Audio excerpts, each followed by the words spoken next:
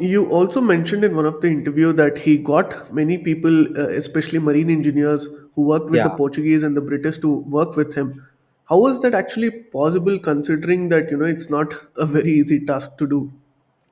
See, Shivaji is an expert negotiator. All his life, if you examine his life, you see that he's constantly negotiating even with his enemies because he understands the importance of negotiating, of communication, of keeping channels of communication open. So, and he does that even with Aurangzeb, even with Bijapur, even with the Qutub Shahi, and similarly with the foreign powers.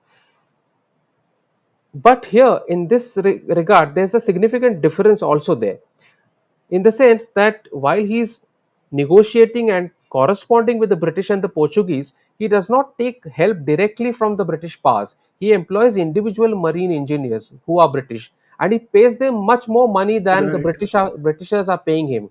And in fact, in the British factory records, we have the British complaining, and I've mentioned it in the book, that a lot of their expert marine engineers are going over to Shivaji's side simply because he's paying them very handsome wages, and he's paying them right, much more than they would pay him. So he understood that he needed to pay well.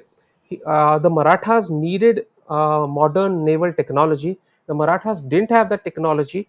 As a matter of fact, no Indian power had that technology. So he very cleverly borrowed that technology and got foreign experts to build stuff.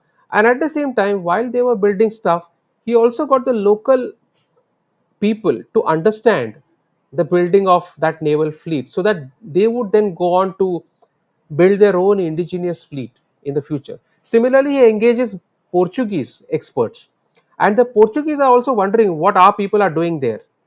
And in fact, the Mughals complained to the Portuguese saying that your people are building ships for Shivaji. What are you up to?